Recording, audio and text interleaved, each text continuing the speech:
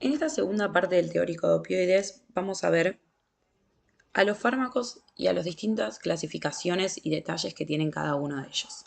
Vamos a arrancar con los agonistas opioides, de los cuales van a encontrar múltiples clasificaciones y en este teórico nos vamos a centrar en dos. La primera tiene que ver con su síntesis. ¿Sí? Vamos a ver que hay tres grupos entre los que podemos clasificar a los fármacos. El primero de ellos, el grupo de los naturales, contiene sobre todo a dos drogas muy importantes, que es la morfina, la droga patrón de este grupo, de la cual seguramente han escuchado hablar y a partir de la cual se sintetizan los otros opioides, y la codeína, también natural, más débil a lo que es su efecto y que necesita una transformación a nivel hepático por ser una prodroga. También en este grupo están la tebaína y la papaverina, que son naturales también. Luego tenemos un grupo que es el grupo de los semisintéticos, donde tenemos a la heroína, hidrocodona, oxicodona y hidromorfona. También la heroína conocida como droga de abuso. La oxicodona es un analgésico sobre todo muy utilizado en Estados Unidos. Tal vez lo han visto en alguna serie o película. Si alguno vio Doctor House es lo que él consume constantemente.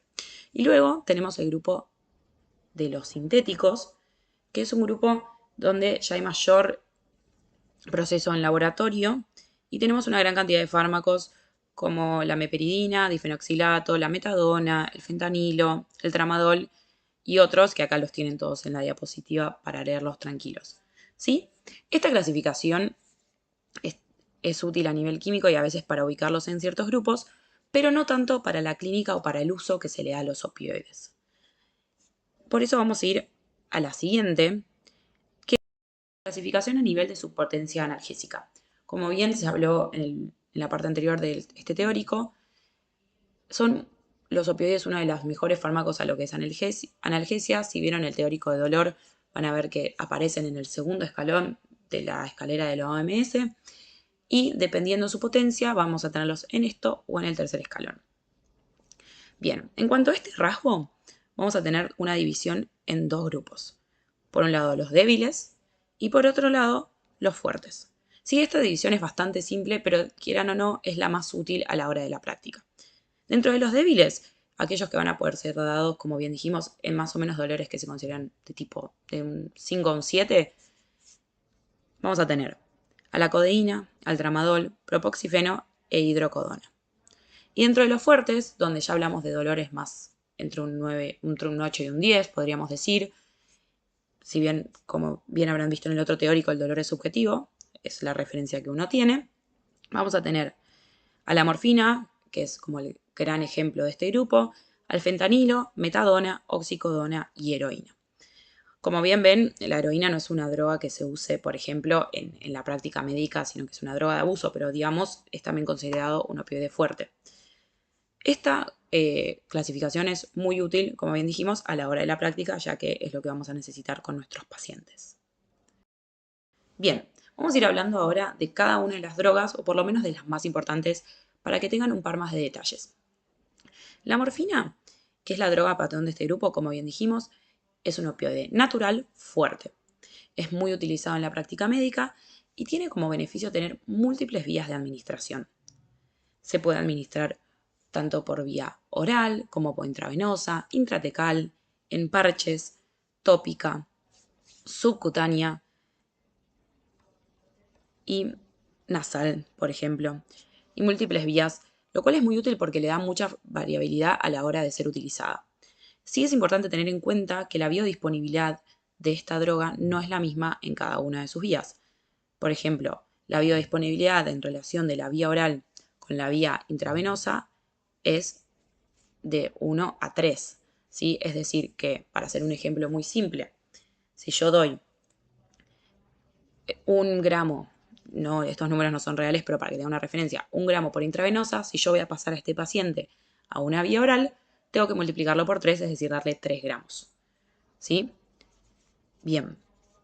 Es muy útil saber todas las vías de administración que tiene la morfina porque puede servirnos para diferentes momentos, ya si sea de un dolor agudo, un dolor más crónico o dolores más locales.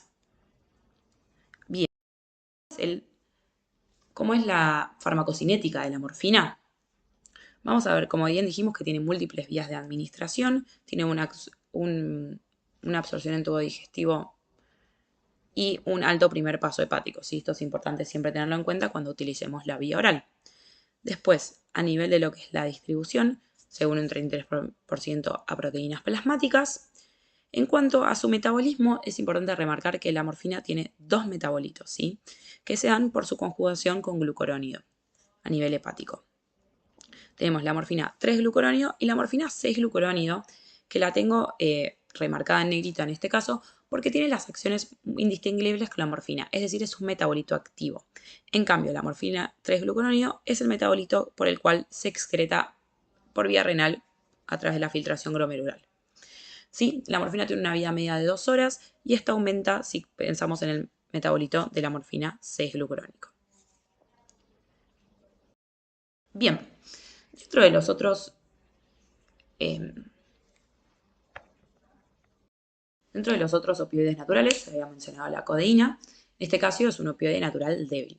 La codeína es conocido por ser antitusiva, ¿sí? Se utiliza como jarabe para la tos, porque como bien bien se dijo anteriormente, uno de los efectos de los opioides es inhibir el centro de la tos. Es importante conocer que la codeína es una prodroga, por lo cual necesita su metabolización en el CYP2D6 a nivel hepático, y si recuerdan el primer parcial, este citocromo tiene un polimorfismo donde hay personas que tienen una mayor cantidad y personas donde tienen una menor cantidad. ¿Y por qué es importante tener en cuenta esto? La codeína se metaboliza a morfina. Si nosotros tenemos personas que tienen un polimorfismo a nivel de este citocromo, vamos a tener algunas que tengan tanto mayor biodisponibilidad de la codeína ya transformada como menor. Por ende, si ya conocemos que esto existe en un paciente, hay que tener cuidado a la hora de administrar este tipo de fármacos porque la biodisponibilidad puede ser demasiado variable. Y podemos generar, por ejemplo, una somnolencia en un paciente que tiene demasiada conversión a morfina con una dosis que consideramos segura. Bien, vamos a pasar a la meperidina. La meperidina es, como bien dijimos, un opioide sintético. Se utiliza en la práctica médica, se utiliza a veces en lo que es el servicio de obstetricia. Y vamos a tener una particularidad que tiene un bajo aumento de la presión de vías biliares, que es una característica de los opioides en general, pero la meperidina es una excepción a esta regla. Lo que sí tiene como particularidad importante, más que esto para tener en cuenta la meperidina, es que tiene un metabolito muy tóxico que es conocido como normeperidina.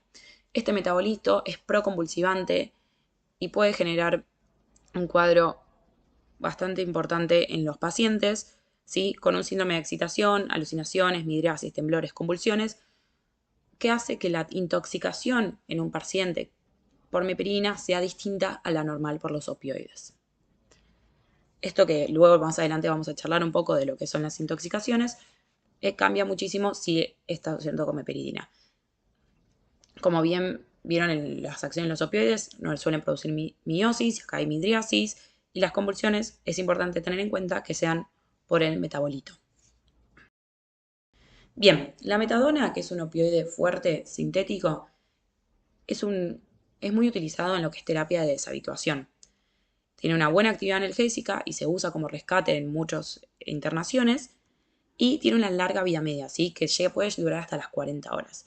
Esto es importante porque se usa en todo lo que es síndrome de abstinencia, ya que tiene esta buena vida media larga y, como dice ahí, buena eficacia por vía oral, por lo que la administración es sencilla. Acá, como bien dijimos, se usa en abstinencia y se usa para la deshabituación en los pacientes porque lo que se puede hacer es administrar en dosis más espaciadas y luego ir disminuyendo gradualmente la misma.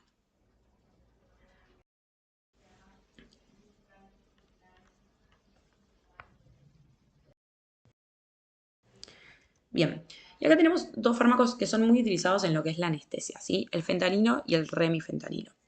El fentanilo tiene una potencia mayor, 100 veces mayor que la morfina y el remifentanilo inclusive más.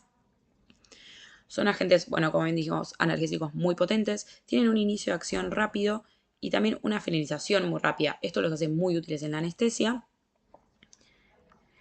Y lo único que tenemos que tener en cuenta es que hay un efecto adverso que es conocido como el tórax leñoso, que es la rigidez a nivel muscular. Y esto en la inducción anestésica a veces se puede dar, por lo que hay que tener mucho cuidado y los anestésicos siempre están atentos a que esto no suceda. Como bien dijimos, que termine rápido el efecto es útil porque podemos tener una recuperación efectiva del paciente. Bien, dos fármacos más que vamos a nombrar, muy importantes, son los conocidos como los antidiarreicos, que es el difenoxilato, y la loperamida. Estos dos son utilizados como constipantes ante diarreas no infecciosas. Y es muy importante tener en cuenta esto, porque muchas veces la diarrea es un mecanismo del cuerpo para eliminar una bacteria. Y si nosotros tenemos una diarrea infecciosa y la estamos constipando, vas a perpetuar el cuadro y va a ser peor porque se puede generar una infección más grave. Es lo mismo si volvemos a la codeína, si tenemos una tos que es para una expectoración de una bacteria, tampoco está bueno utilizar un antitusivo porque también vamos a generar mayor retención. Así que, como bien dijimos, para diarreas no infecciosas. Como verán ahí, el difenoxilato está asociado a atropina porque este pasa barrera hematoencefálica y puede generar abuso. Entonces, asociado a la atropina, lo que sucede es que los efectos de la atropina priman ante los efectos del difenoxilato y genera un efecto muy desagradable que los pacientes no tienen ganas de seguir consumiendo el fármaco, por lo que no se llega a generar un abuso. Otros opioides que tenemos que no entran en esta clasificación de agonistas serían, por ejemplo, la buprenorfina, que es un agonista parcial del receptor MOR. Y después tenemos antagonista MU y agonista COR, que son la nabulfina y el butorfanol. Fármacos no es lo que más sucede. Bien, la intoxicación con opioides es algo que se puede ver frecuentemente en series y películas más de Estados Unidos por una cuestión de que hay mayor abuso de estos fármacos y tiene una triada muy característica en líneas generales, salvando de los fármacos que ya mencionamos como son la meperidina o el tramadol. Vamos a tener depresión del sensorio, si el paciente va a estar somnoliento, dormido, miosis puntiforme, si unas pupilas muy disminuidas de tamaño, y depresión respiratoria. Bien, esta es la triada clásica. ¿Sí? Si le sumamos convulsiones, podemos estar hablando de algún otro fármaco. Se pueden sumar convulsiones.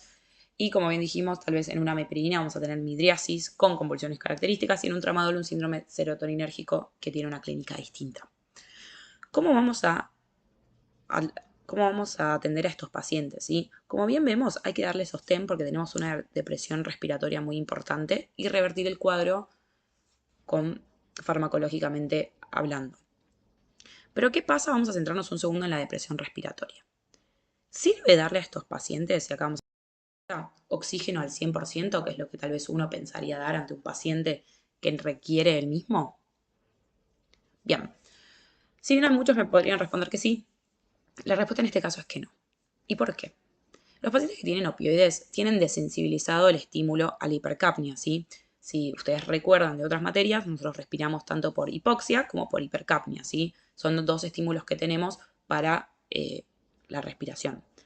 En este caso, como no hay el estímulo de hipercapnia está desensibilizado, la hipoxia es el único estímulo que tenemos, ¿sí? Si nosotros administramos oxígeno al 100%, vamos a suprimir el estado hipóxico, ¿sí? Porque el cuerpo ya no va a sentir esa ausencia de oxígeno.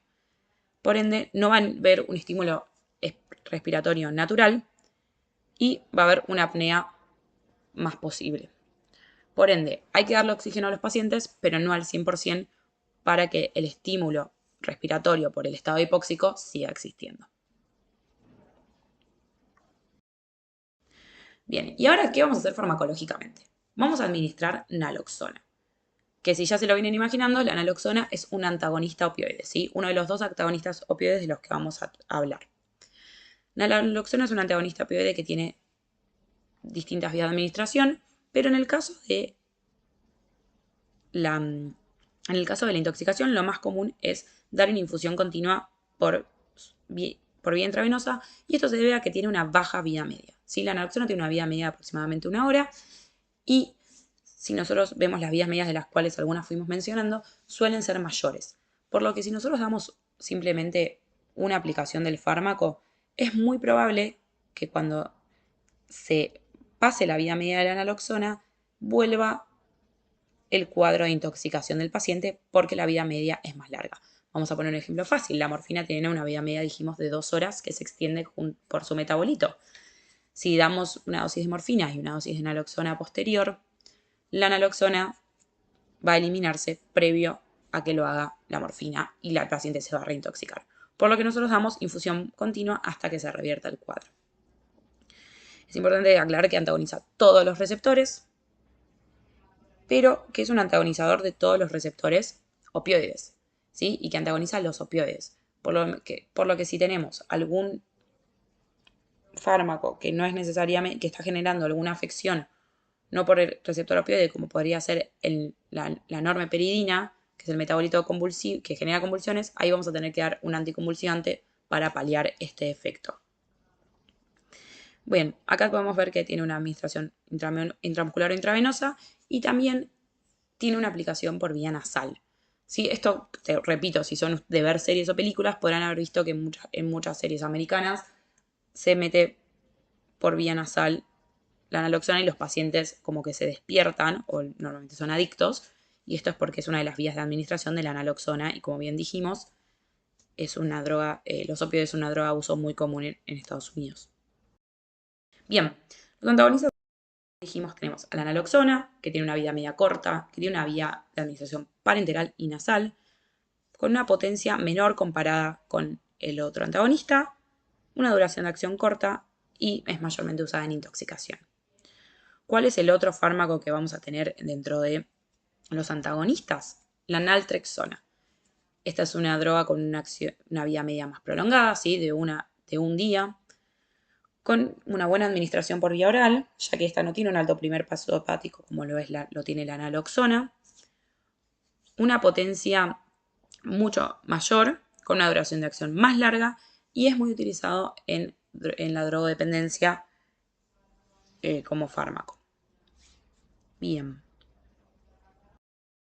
Ahora vamos a hablar de un par de conceptos, ¿sí? Que están muy relacionados, que venimos mencionando, que tal vez a veces se prestan a un poco de confusión, que son la adicción, la dependencia y la abstinencia. Como bien dijimos, los opioides son fármacos que si bien se utilizan, están muy demonizados por ser potenciales drogas de abuso y como tal vez no es tan común ver en la Argentina, pero sí en otros países. Un poco de adicción. ¿Qué es importante aclarar sobre la adicción? La adicción es un patrón de comportamiento, ¿sí? Tenemos acá un cambio comportacional en la persona que busca constantemente eso a lo que es adicto. En este caso, bueno, estamos hablando de drogas, pero acá es importante que la adicción es un cambio en la conducta y es muy característico lo que se llama el craving, ¿sí? Que es esta búsqueda constante y esta necesidad de consumir. Ahora, ¿cuál es la diferencia de la adicción con la dependencia, ¿sí? La adicción, como bien dijimos, es la búsqueda compulsiva de la droga, tiene que ver con la conducta y habla de una dependencia psíquica del paciente hacia eso que consume. En cambio, la dependencia habla de una parte más fisiológica, ¿sí? Es un estado de adaptación. Acá tenemos una dependencia física porque los receptores están acostumbrados a esa sustancia. Y la falta de esta sustancia, de esta droga, genera lo que es síndrome de abstinencia, que ahora ya lo vamos a discutir, que son múltiples signos y síntomas que demuestran la dependencia física que se generó. Acá es importante que muchas veces sea una discontinuación abrupta o se administra un antagonista y la persona entra en síndrome de abstinencia y puede denotar la dependencia que tenía. Otra cosa importante de los opioides es que pueden generar tolerancia. Si bien no hay un techo de dosis en los opioides, sí se sabe que la tolerancia, que como bien explicamos en el primer parcial, es la falta de efecto ante una misma dosis, por lo que se genera que se deba admitir la dosis, es muy común en los opioides. Como bien vimos en el primer parcial, hay dos tipos de tolerancia. La tipo morfina, donde la ventana terapéutica se corre.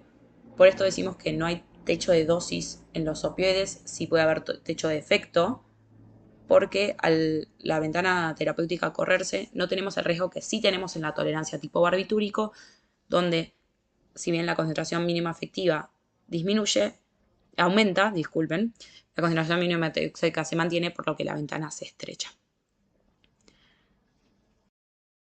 Bueno, espero que haya sido claro el teórico. Van a tenerlo presencial igual repetido y más ampliado. Y cualquier duda o consultas, no duden en escribirnos.